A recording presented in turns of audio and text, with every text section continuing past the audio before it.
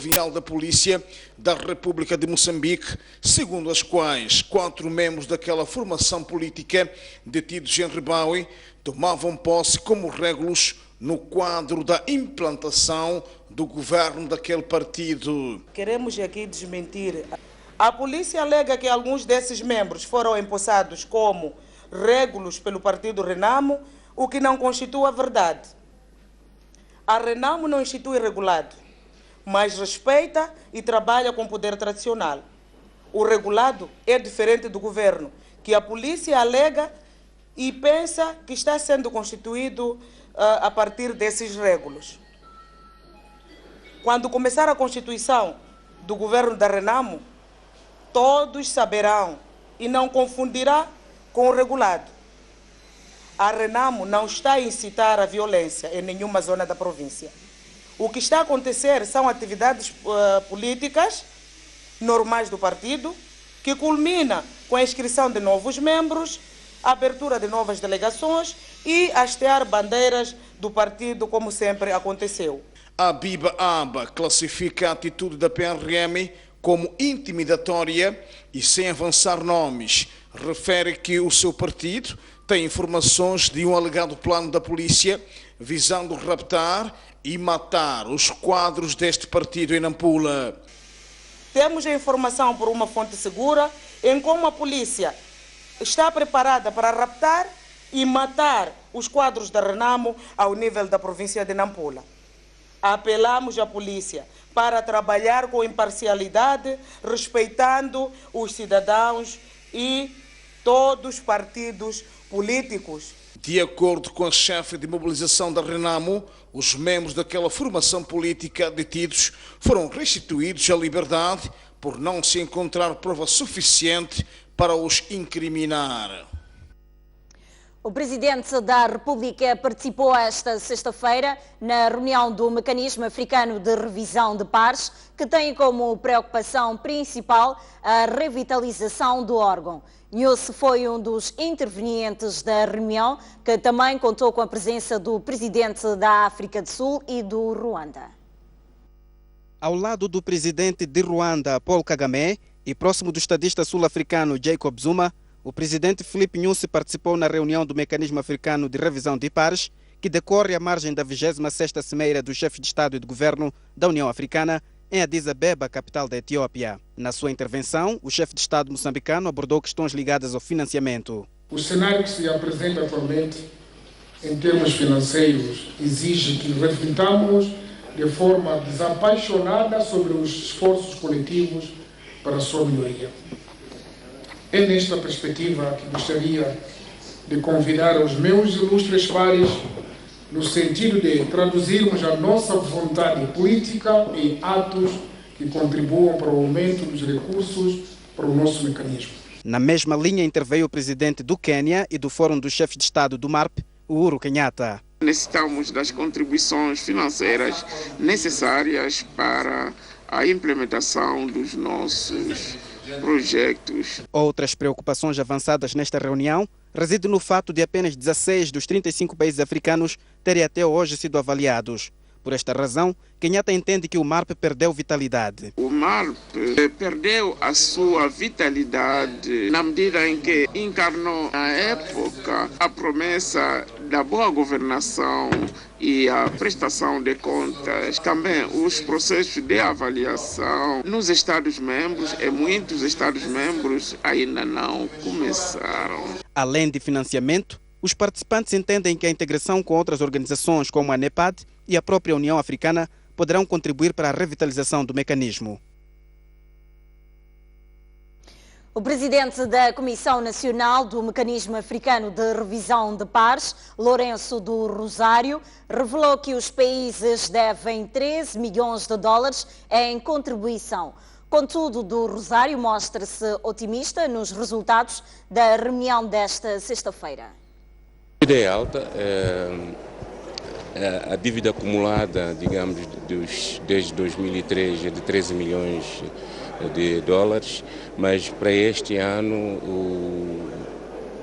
o diretor executivo que está a sair, o Dr. Mayaki, conseguiu de facto reduzir os custos, de maneira que este ano ele acha que o exercício vai ser um exercício sustentável, apesar de em 2015, dos 35 países integrantes do MARP, só 13 que tinham pago integralmente as suas cotas. E isto naturalmente é preocupante. É uma dívida alta, mas que pode ser ultrapassada se este dinamismo que o presidente Kenyatta quer impor, naturalmente vai encorajar aqueles que querem permanecer dentro do MARP. Por outro lado, o presidente Nyusi propôs também que, com a integração do MARP nas estruturas da União Africana, que os mecanismos contabilísticos possam ser únicos da União Africana e do MARP. O presidente Kenyatta trouxe um entusiasmo, um espírito de entusiasmo bastante grande. Está-se a falar já de uma cimeira extraordinária para se ultrapassar algumas questões da agenda que estão a ficar atrasadas. Isto significa, de facto, que é um mecanismo que está a ser reconhecido como um programa importante para revitalizar, inclusivamente, a própria União Africana. O presidente da República visitou esta sexta-feira a Embaixada de Moçambique na Etiópia. Na ocasião, Nyusi deu a conhecer os avanços registrados no país e disse que a sua aposta é aumentar a produção para reduzir as desigualdades e promover a paz. Por sua vez, a comunidade moçambicana na Etiópia felicitou o trabalho do presidente e manifestou vontade de colaborar no progresso de Moçambique. O presidente da República e a esposa chegaram a Addis Abeba na noite desta quinta-feira e já iniciaram os trabalhos. Na manhã desta sexta-feira estava agendado um encontro com o presidente do Banco Africano de Desenvolvimento, mas ainda não aconteceu. Mesmo assim, o presidente prosseguiu com o seu trabalho, efetuando uma visita à Embaixada da República de Moçambique aqui na Etiópia, onde inclusive assinou o livro de honra. No mesmo local, a comunidade moçambicana residente na Etiópia ofereceu um almoço. Na ocasião, aproveitou para felicitar o presidente da República pela sua eleição, mas também pelo trabalho que vem efetuando desde que foi eleito presidente de Moçambique. Aproveitar esta oportunidade para, uma vez mais, congratulá-lo pela vitória esmagadora e convincente no sufrágio universal de 15 de outubro de 2014 e desejá-lo muita saúde e sucessos no desempenho desta nobre função. Estamos convictos de que, com muito trabalho e abnegação, iremos contribuir modestamente para o desenvolvimento sustentável do continente africano em geral e de Moçambique em particular. Filipe Nyusi acompanhou atentamente a intervenção da representante da comunidade moçambicana aqui na Etiópia e deu a conhecer os principais passos dados no desenvolvimento de Moçambique.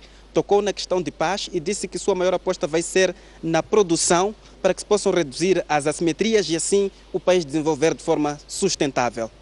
Vamos nos concentrar no essencial, que é a produção, porque sabemos que produzindo estaremos a trabalhar para a tranquilidade dos moçambicanos, incluindo a própria paz.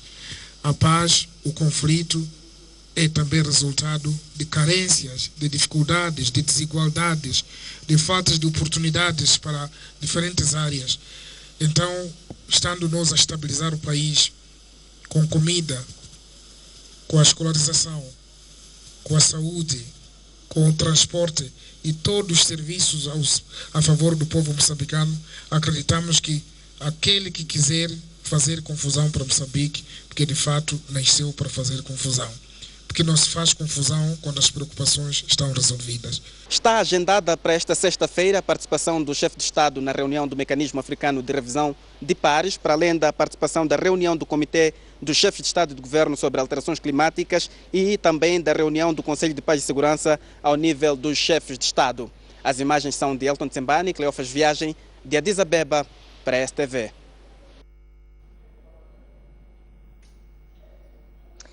Parte dos 3 milhões de clientes do FIPAG recebem água durante menos de 10 horas por dia. O primeiro-ministro Carlos Agostinho do Rosário visitou hoje a sede da instituição e considerou prioritário resolver o problema dos consumidores de Maputo, Lixinga, Nacala e Pemba. Reclamações sobre cortes frequentes no abastecimento de água levaram o primeiro-ministro a escalar esta sexta-feira a sede do Fundo de Investimento e Patrimônio de Abastecimento de Água para ouvir de perto as razões do problema. Carlos Agostinho do Rosário começou por visitar os departamentos administrativos da gestora do abastecimento do precioso líquido, mas logo quebrou o protocolo para ver os trabalhos no terreno. Escalou o centro distribuidor, que está em reabilitação no bairro do Alto Maé, e exigiu explicações sobre as restrições em Maputo por falta de um sistema gerador. As populações estão sempre a reclamar. Qual é o problema com esse esforço todo que estão a fazer?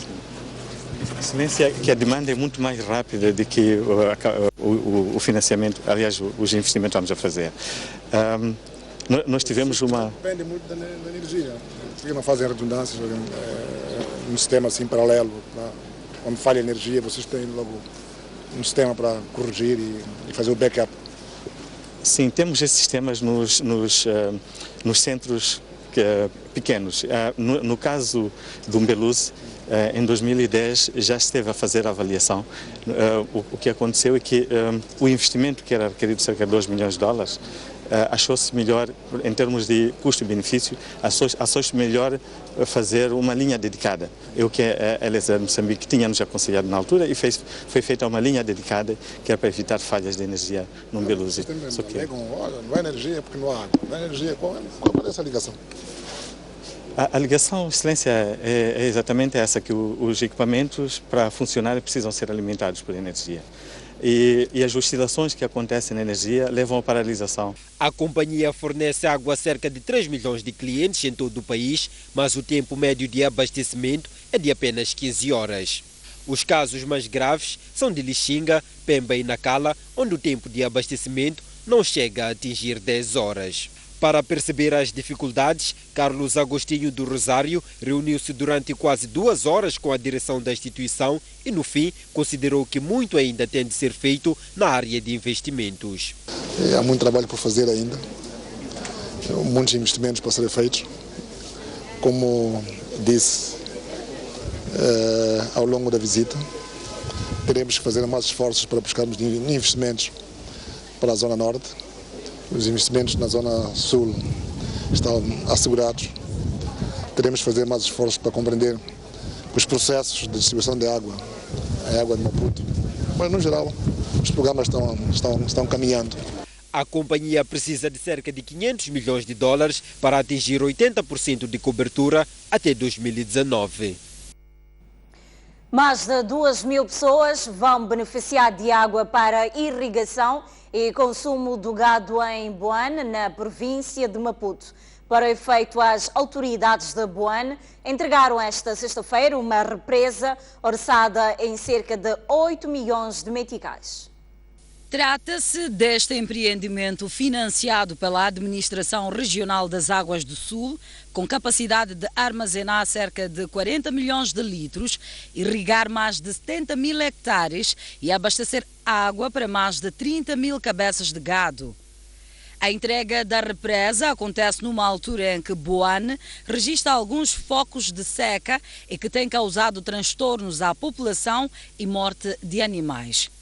Durante a entrega da obra, o financiador e a edilidade garantiram que mais represas serão entregues neste semestre para inverter a fraca produção agrícola causada pela seca. E vamos agora partir para mais 2, uma com os custos do próprio município e a outra com outro parceiro que ainda estamos a namorar, digamos assim, de forma a nós reduzirmos bastante aquilo que é o sofrimento dessas populações quando não chove. Nós agora vamos inaugurar este ano o sistema de abastecimento de água de Maúbe, também com muito esforço do município, com muito esforço do governo.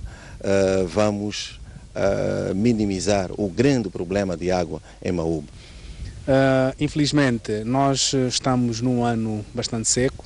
A represa não conseguiu receber, portanto, água para se encher, por isso que ela apresenta-se no estado em que está vazia.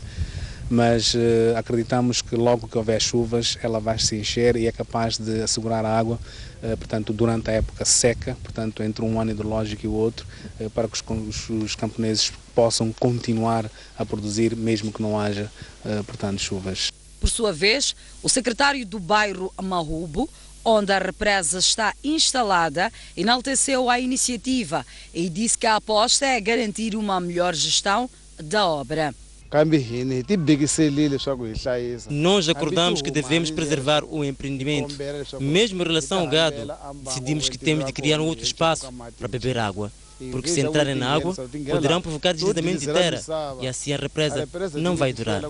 A entrega da represa contou com a presença de membros do governo distrital e a população de Mahubo. Muito bem, prosseguimos com outras notícias. 12 amostras de diarreias agudas confirmaram a existência de cólera na cidade de Nampula, onde já há registro de 3 óbitos. As autoridades de saúde redobram os esforços com vista a evitar que a doença se propague através de ações de desinfecção de casas e promoção de educação e saúde comunitária. As 12 amostras de diarreias agudas submetidas a análises confirmaram a presença do vibrião colérico na cidade de Nampula. Aguinaldo Mariano, médico-chefe do distrito da cidade de Nampula, referiu que só o mês em curso foram contabilizados 260 casos que culminaram com 3 óbitos. Até hoje temos 726 casos desde a eclosão, dia 31 de agosto. E em janeiro, só no mês de janeiro deste ano, contabilizamos 280 casos. Desses casos temos um óbito intra-hospitalar e está-se a registrar, registramos 2 casos de óbito extra-hospitalar, ou seja, na comunidade. Agora notificou-se, ou diagnosticou-se ou confirmou-se 12 amostras positivas. Estamos a falar de cólera, especificamente cólera. E temos que ultrapassar a questão de dizer diarreias agudas. Estamos perante casos de cólera. Os bairros de Muatala e Mutauanha são os que apresentam mais casos daquela doença. Neste momento, as autoridades de saúde intensificam esforços visando evitar que a doença se propague para outros pontos da cidade. Estamos em 3 áreas. A primeira área é o segmento de caso, em que no segmento de caso identificamos os pacientes com diarreia e juntamos os familiares todos e seguimos casa a casa para identificar os doentes que têm diarreias e esses possivelmente fazer buscas. E na mesma casa fazemos a desinfecção dos utensílios, dos poços, com o processo de cloração. Fazemos a desinfecção da roupa do local e o local onde o doente possivelmente tenha defecado ou tenha vomitado, não é? Por isso. E do outro lado, estamos em promoção de saúde, fazendo educação comunitária, educação sanitária. Na educação comunitária, estamos a fazer palestras sobre os cuidados até em relação à comida, os hábitos de higiene coletiva e individual. E estamos com isto a fazer frente no terreno, porta a porta, mas também existe uma equipe que está a fazer por megafones. Em média, dão entrada no centro de tratamento de diarreias 6 doentes ao dia, estando internados até esta quinta-feira 18 pacientes. A partir de terça-feira, munícipes de Maputo têm à sua disposição 50 autocarros para minimizar o problema de transporte. Os mesmos vão circular em faixas exclusivas, visando melhorar a mobilidade urbana. A escassez de transportes públicos na cidade de Maputo é um problema antigo. Os munícipes ficam muitas horas nas paragens e quando o autocarro chega, em questão de segundos fica lotado. O carro vai chegar, abrir a porta, a pessoa já persegue para entrar. Tem que se puxar ali. Aqui a 5 horas temos no banho de transporte. Mas este drama pode estar com dias contados. É que 50 novos autocarros, com capacidade para 53 passageiros sentados e 30 em pé, entram em funcionamento no próximo dia 2 de fevereiro. Os amarelos são da rota Zimpeto Baixa e os verdes da rota Zimpeto Museu. O município de Maputo, em coordenação com o Ministério dos Transportes e Comunicações, procederam à entrega dos autocarros nesta sexta-feira aos transportadores privados que vêm na União a fórmula para que o projeto tenha sucesso. O alcance deste objetivo, precisamos de estar unidos E esta palavra de apreço chamada união é de forma direcionada, dirigida aos colegas transportadores. Os novos autocarros vão circular em faixas exclusivas das 5h30 às 8h30 e das 15h30 às 19 horas, para garantir maior fluidez do tráfego rodoviário. Porém, os mentores da iniciativa assumem que haverá conflitos, dado que se trata de um projeto piloto, mas ainda assim acreditam que este é o melhor caminho para resolver o drama dos transportes. A medida vai exigir esforços redobrados por parte de todos, particularmente na fase da adaptação, mas avaliamos os resultados projetados, decidimos avançar. Vamos ter conflitos, estamos conscientes desses conflitos. São um desafio para nós e à medida que vamos implementando, vamos corrigir. O vereador da área de transporte concorda que é preciso que haja sustentabilidade e garante que qualquer aumento de tarifa levará em consideração o bolso dos munícipes. A tarifa não é sustentável. Estamos a discutir um mecanismo para que essa diferença não seja paga na totalidade pelo passageiro, haja um apoio do governo. Quem testemunhou a entrega dos 50 autocarros espera que esta seja a abertura da porta do adeus aos My Love. Arrancou em Nampula o registro dos trabalhadores por conta própria, os quais passam a descontar 7% ao sistema de segurança social. O regime dos trabalhadores por conta própria está previsto na Lei de Proteção Social e no Regulamento de Segurança Social Obrigatória. O regimento dos trabalhadores por conta própria está previsto no artigo 21 da Lei 4/2007, de 7 de fevereiro, e no artigo 53 do Regulamento de Segurança Social Obrigatória. Com vista à materialização destes instrumentos legais, a província de Nampula iniciou quarta-feira o registro do grupo-alvo. Nosso objetivo é envolver ou atingir o maior número possível de beneficiários para esse sistema. As novidades que encontramos nessa lei é que temos um trabalhador que é uma pessoa unipessoal e que tem essa possibilidade de ele poder descontar para o sistema e, em contrapartida, ele ter o direito de gozar com tudo aquilo que são direitos que advêm do próprio sistema de segurança social. Este regime abrange a pessoa física que explora atividade econômica com caráter permanente ou temporário, ou aquele que presta serviço de caráter individual a uma ou mais empresas mediante contrato de prestação de serviços. Nós, como representantes dos trabalhadores que estamos neste momento a velar por aqueles que estão nas empresas, também nos sentíamos para aqueles que estão nos mercados também a fazer a economia nacional, sem uma proteção. Agora, com este sistema de iniciar a inscrição de trabalhadores por conta própria para o sistema de segurança social, para nós é bem-vindo. Refira-se que, paralelamente, em Nampula, decorre a prova de vida para os pensionistas, um exercício que visa apurar o número exato de contribuintes. Utentes do Centro de Saúde de Natite, na cidade de Pemba, em Cabo Delgado, denunciam mau atendimento, caracterizado por enchentes nas consultas externas, para além de que a farmácia daquela unidade sanitária não funciona durante o período noturno. O vice-ministro da Saúde, Mouzinho Said, que se encontra em trabalho na província de Cabo Delgado, escalou na manhã desta sexta-feira o Centro de Saúde de Natite, na cidade de Pemba. Depois de ter visitado as enfermarias e outros serviços, o governante dialogou com os utentes que há horas aguardavam pelo atendimento, tendo estes apresentado várias preocupações. Cheguei às 7 horas, começou a atender, aquele que chegou agora é que foi atendido a primeira. Sim, eu fiquei com criança assim mesmo sentada. Na consulta da criança? Hã? Não, foi na consulta da criança? Sim, na pediatria. Ok, está bem. Naquele momento que aparece a pessoa mais doente, poderiam chamar ele mesmo, aquele que dorme, atender. Então aquele que consegue mesmo sentar, sim, vai aguentando até chegar na fase de chamada da senha dele. Só que eles assim não fazem. Sim, não deixam aqueles que são urgentes. Sim, sim. Mas não vão no banco de socorros. Não, aqueles que estão graves têm de entrar através do banco de socorros. Não, na consulta. Ok. Eu uma vez lembro-me que chegar às 20 horas tive com malária. Mas quando saí do banco de socorro para a farmácia, encontrava quando a farmácia já estava fechada. E eu tinha que voltar para casa sem nenhum medicamento.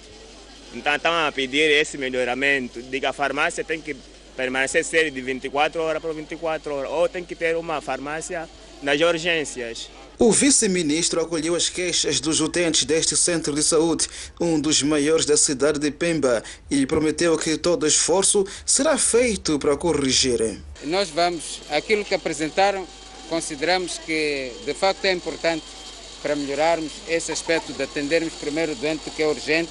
A orientação do Ministério da Saúde é essa. Primeiro, atender aqueles que são graves, que é urgente. Então isso vamos. Esse aspecto da organização da bicha também vamos discutir aqui.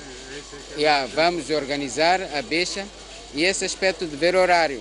O horário tem algumas implicações, mas vamos ver como garantir, porque nós temos que servir a comunidade, temos que servir o povo e o povo tem de estar satisfeito. Para além desta unidade hospitalar, Mouzinho Saíde visitou também o Centro de Formação de Saúde de Pemba, tendo interagido com os estudantes, aos quais encorajou a se dedicarem por forma a que sejam futuros profissionais comprometidos com a prestação de bons serviços.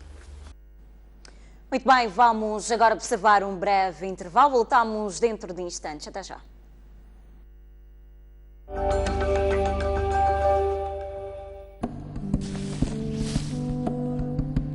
Reduzem os níveis de precipitação e aumenta a vulnerabilidade das populações.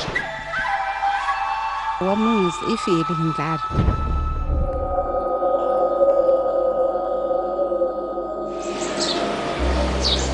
São pessoas que abandonam as suas zonas de origem para poder ficar aqui. O cheiro é muito forte e não há conforto possível que se diga aqui. É aqui onde confinam-se todos para consumir uma variedade de estupefacientes. Eles já estão a lançar garrafas de vidro. Vamos tentar ficar de outra faixa.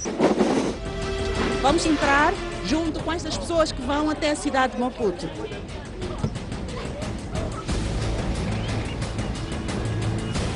Olá, eu sou a Selma Inocência, junte-se a mim no Grande Plano, aqui na STV.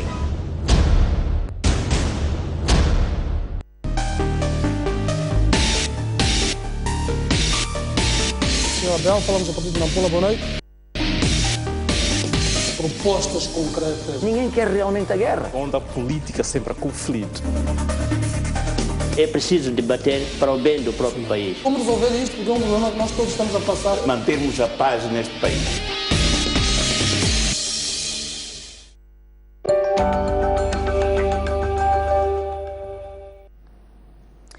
Boa noite, uma vez mais bem-vindo ao Noite Informativa desta sexta-feira. Vamos continuar a acompanhar as notícias e agora vamos ver uma reportagem de um caso de maus tratos a uma idosa, feita pelo jornalista Hugo Firmino em Inhambane. Encontramos-la arrastando-se no chão da casa de banho e molhada de urina. Chama-se Maria e tem 70 anos de idade, vive abandonada nesta casa no bairro Liberdade 2 há pelo menos 2 meses e como já não tem forças para cuidar de si mesma, Dona Maria depende da boa vontade de pessoas de boa fé, até mesmo para ir à casa de banho. Perto daqui vive esta senhora, sobrinha da idosa com quem vivia desde 2010, mas que, segundo conta, no ano passado, a sobrinha expulsou-a da sua casa, alegando que já não aguentava mais viver com ela.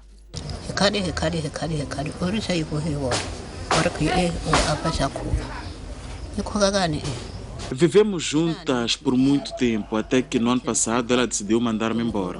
Quando pergunto por quê, ela disse que eu já estava muito idosa e que fazia xixi de qualquer maneira e ela não aguentava com o cheiro. E por isso mesmo disse que eu devia viver aqui deste lado. Eu estava a viver ao relento até que parte dos meus familiares vieram construir esta barraquinha.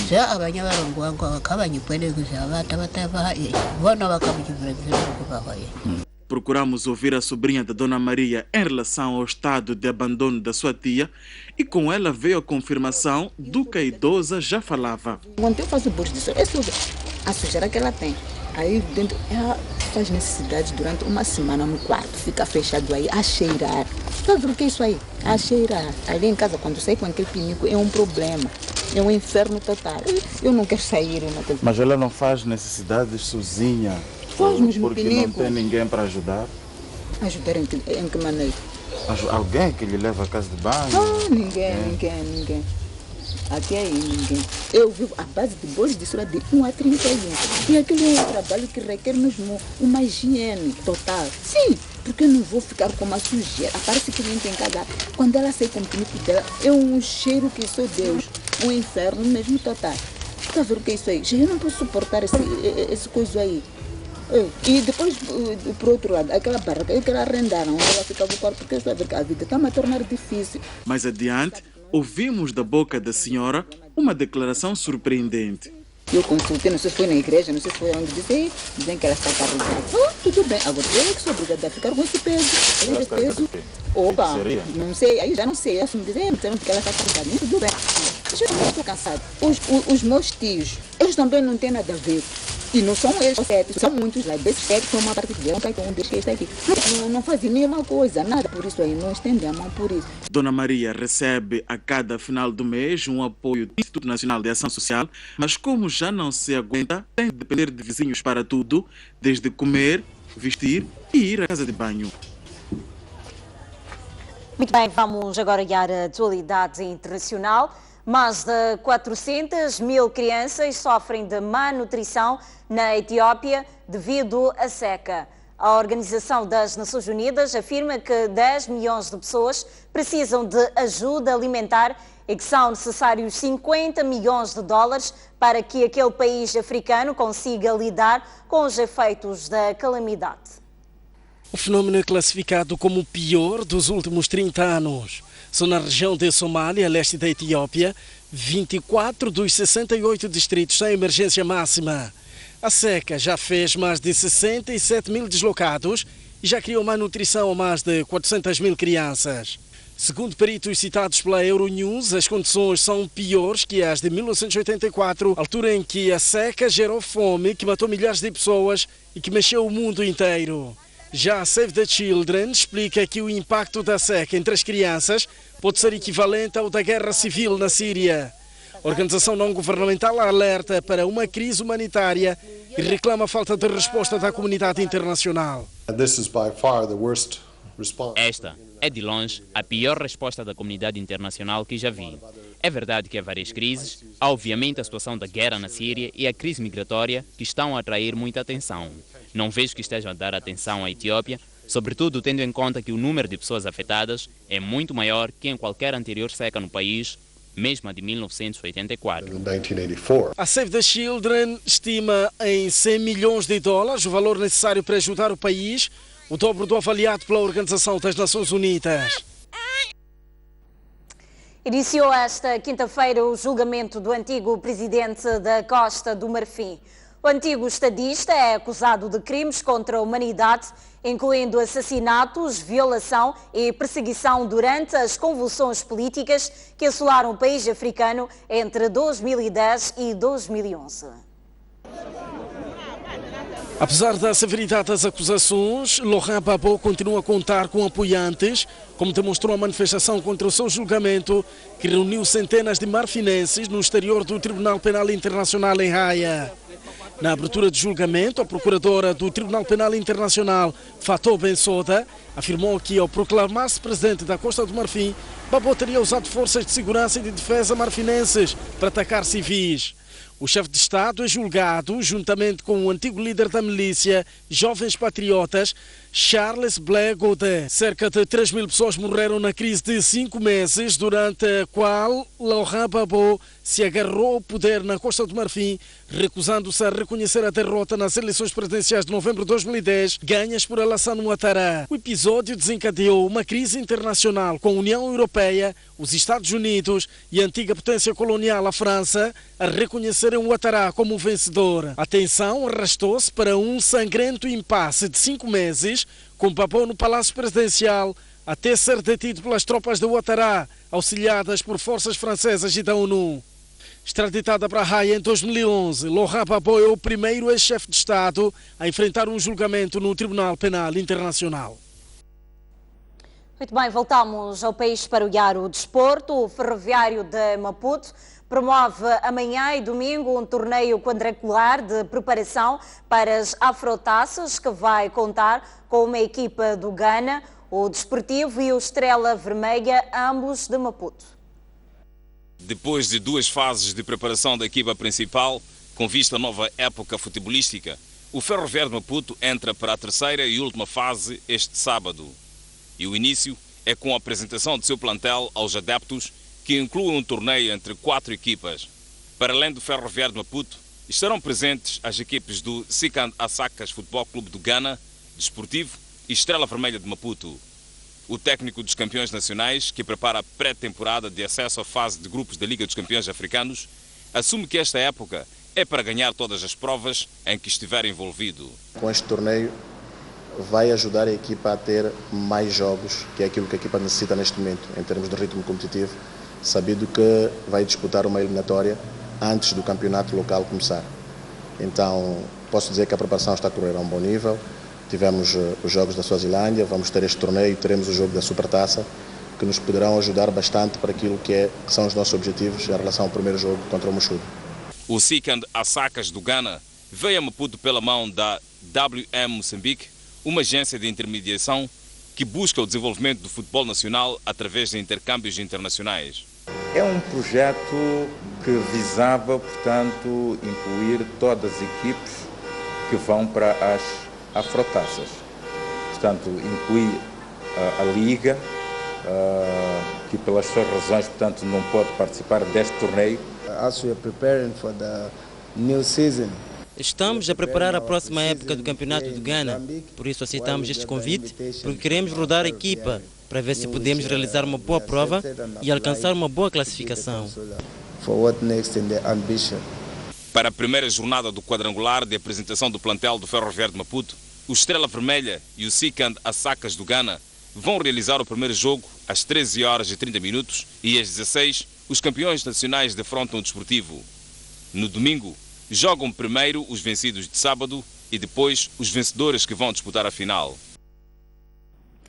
O Ferroviário de Nacala poderá realizar os Jogos do Moçambola 2016 na cidade de Nampula, caso prevaleça o braço de ferro com o Desportivo local na cedência do campo da Bela Vista. De acordo com Gabriel Costa, vice-presidente do Clube Ferroviário de Nacala, se persistir o braço de ferro com o Desportivo na cedência do campo da Bela Vista, para o Ferroviário não restará outra alternativa senão recorrer ao Estádio Municipal de Muhala ou Estádio 25 de Junho, ambos da cidade de Nampula, para a realização dos jogos da presente época. Este dirigente esportivo fez saber, porém, que a sua direção endereçou uma carta à direção liderada por Medi Muniri a manifestar interesse pelo campo da Bela Vista, mas até aqui não recebeu nenhuma resposta. Muito brevemente iremos receber o pedido da Liga para a indicação do campo de jogo onde o Ferroviário de Nacala vai realizar os seus jogos oficiais. Então nós precisamos, com uma certa antecedência dessa confirmação dos nossos pedidos, por forma a indicarmos à Liga aonde é que nós poderemos realizar os jogos. Se não temos resposta para o Desportivo, teremos que procurar o local mais próximo de Nacala. Nesse caso? Seria Nampula. Que estamos a um mês do início das provas, era suposto a equipa já estar a fazer jogos de controle num campo relevado, onde se supõe que vai realizar seus jogos oficiais, e também para o entrosamento da própria equipa. Mohamed Muniri, presidente do Clube Desportivo de Nacala, disse que o atraso que se verifica na resposta da carta do Ferroviário deve-se à falta de consenso por parte da sua direção em relação aos valores que os locomotivas passarão a pagar este ano no uso do sintético da Bela Vista. Nós vamos ceder o campo, é claro que vamos ter algumas negociações, uma vez que é sabido que as coisas subiram e, portanto, as manutenções são mais caras. É só questão de nós fazermos o reacerto dos valores para que eles possam, portanto, fazer os jogos no campo da Bela Vista, pertencente, portanto, ao Clube Desportivo de Nacala. Apenas jogos de Moçambola? Moçambola, BNI, não é? Que é a Liga, a Taça de Moçambique. Portanto, é uma questão só todos os jogos que calhem para eles localmente será utilizado o campo da Bela Vista. Em relação aos treinos? Os treinos, neste momento, teremos que, se calhar, ainda sentar as duas direções. O que nós vamos responder neste momento é a questão da realização dos jogos. Lembra-se que esta não é a primeira vez que o Ferroviário de Nacala vem ao público dizer que tem estado a enfrentar dificuldades no uso deste recinto desportivo, que poderá beneficiar de obras de melhoramento do piso antes do início da prova máxima de futebol nacional. Depois do regresso dos Mabulo no ano passado, o coletivo prepara-se para o Festival da Marrabenta.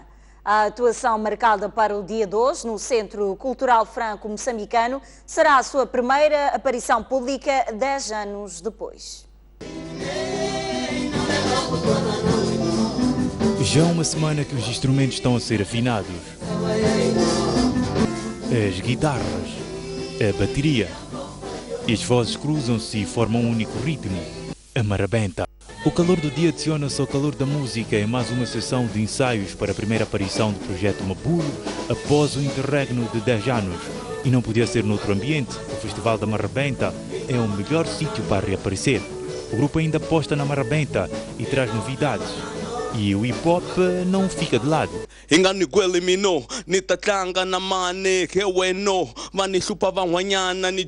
A gente tem investigado e, se for já ver, todo mundo aqui trabalha na música, não parou. Fomos fazendo as nossas coisas, então existe uma certa atualidade nisso que a gente tem que acrescentar também no grupo. Lixani, fruto da terceira edição do Desafio Total, e Sérgio Muyambo são os mais novos integrantes do projeto. Estou a gostar, mal saí do Desafio Total, sim, vim estar neste grupo, porque eles gostaram nem da minha voz quando viram a minha voz e chamaram-me para um casting e graças a Deus passei nesse casting. É uma honra poder fechar o lugar da Shonil. É uma oportunidade para aprender na experiência que os outros músicos fazem parte desse projeto vão oferecendo a nós e na música que eu venho fazendo na carreira solo. Este é apenas o início, o grupo tem vários projetos na manga. E nós estamos a preparar o espetáculo de lançamento que vai ser no Coconuts, mas não tenho as datas ainda, mas finais de fevereiro ou princípios de março. Em março vamos lançar o nosso primeiro DVD. Nos finais talvez de junho vamos fazer o lançamento do terceiro disco. Neste ensaio falta o veterano Dylan Ginger, mas essa ausência não se vai perpetuar até o dia do espetáculo.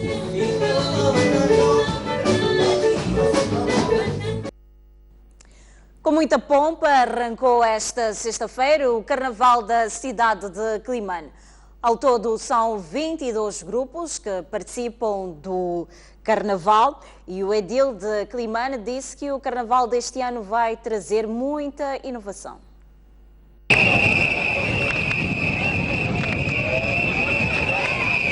Edição 2016 do Carnaval da cidade de Climane já arrancou. São cerca de 22 grupos, foliões, bairros e também algumas empresas que se juntam a esta festa carnavalesca. Este ano, o lema do Carnaval é Carnaval da Tradição. O edil de Climane, Manuel de Araújo, está aqui. Presidente, em linhas gerais, o que este Carnaval vai trazer de novo? Bom, este Carnaval tem 3 partes importantes.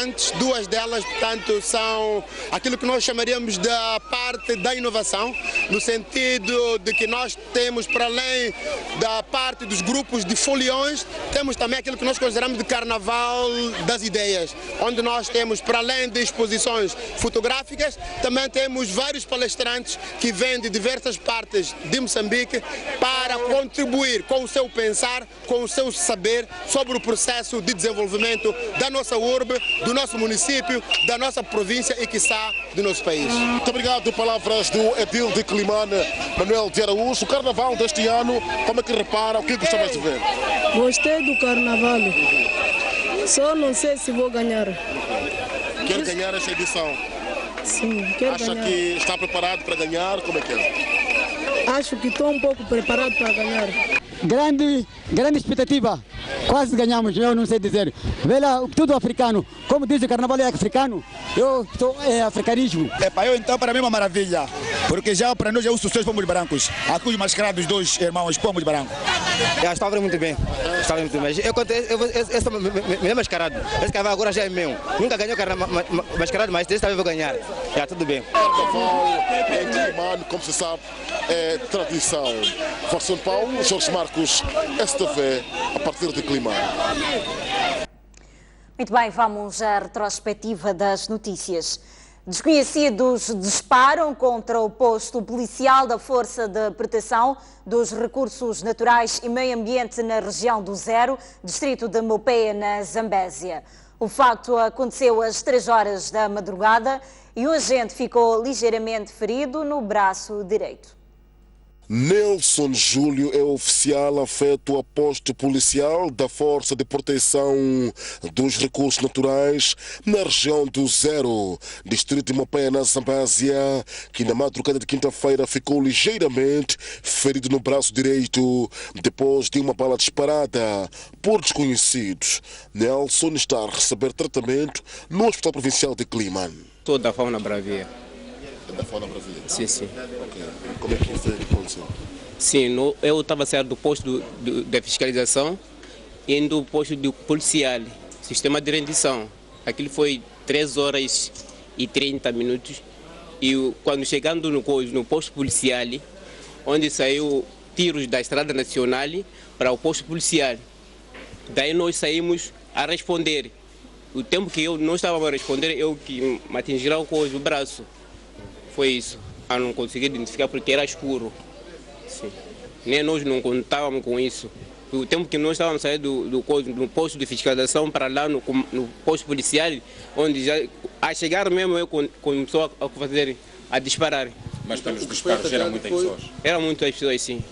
O comandante provincial da PRM na Zambésia prefere falar de supostos homens armados da Renamo como sendo os protagonistas do confronto ora verificado, mas entretanto não apresenta provas. Para informar que os homens armados da Renamo ontem, pela madrugada, às 13 horas de ontem, atacaram o nosso posto policial de Encerro. Gostaríamos que, efetivamente, as pessoas do bem, queira aqueles que estão corregionários da Renamo,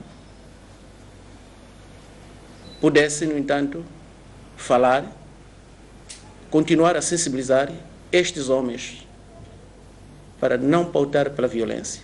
Refira-se que não raras vezes têm sido registrados confrontos entre operadores florestais furtivos e agentes de Força de Defesa e Segurança de diversas especialidades destacadas para as zonas do interior para garantir a segurança dos recursos florestais. A delegação política do partido Renamo em Nampula considera de falsas as declarações do porta-voz do Comando Provincial da PRM em Nampula, segundo as quais 4 membros detidos em Ribaue encontravam-se ilegalmente a tomar posse como estruturas do governo daquele partido na província de Nampula. A Renamo, através da sua chefe provincial de mobilização em Nampula, veio a público desmentir alegações do porta-voz do Comando Provincial da Polícia da República de Moçambique, segundo as quais 4 membros daquela formação política detidos em Ribaue tomavam posse como régulos no quadro da implantação do governo daquele partido. Queremos aqui desmentir. A polícia alega que alguns desses membros foram empossados como régulos pelo partido Renamo, o que não constitui a verdade. A Renamo não institui regulado, mas respeita e trabalha com poder tradicional. O regulado é diferente do governo, que a polícia alega e pensa que está sendo constituído a partir desses régulos. Quando começar a constituição do governo da Renamo, todos saberão e não confundirá com o regulado. A Renamo não está a incitar a violência em nenhuma zona da província. O que está a acontecer são atividades políticas normais do partido, que culmina com a inscrição de novos membros, a abertura de novas delegações e hastear bandeiras do partido, como sempre aconteceu. A Biba Aba classifica a atitude da PRM como intimidatória e, sem avançar nomes, refere que o seu partido tem informações de um alegado plano da polícia visando raptar e matar os quadros deste partido em Nampula. Temos a informação por uma fonte segura em como a polícia está preparada para raptar e matar os quadros da Renamo ao nível da província de Nampula. Apelamos à polícia para trabalhar com imparcialidade, respeitando os cidadãos e todos os partidos políticos. De acordo com a chefe de mobilização da Renamo, os membros daquela formação política detidos foram restituídos à liberdade por não se encontrar prova suficiente para os incriminar. O presidente da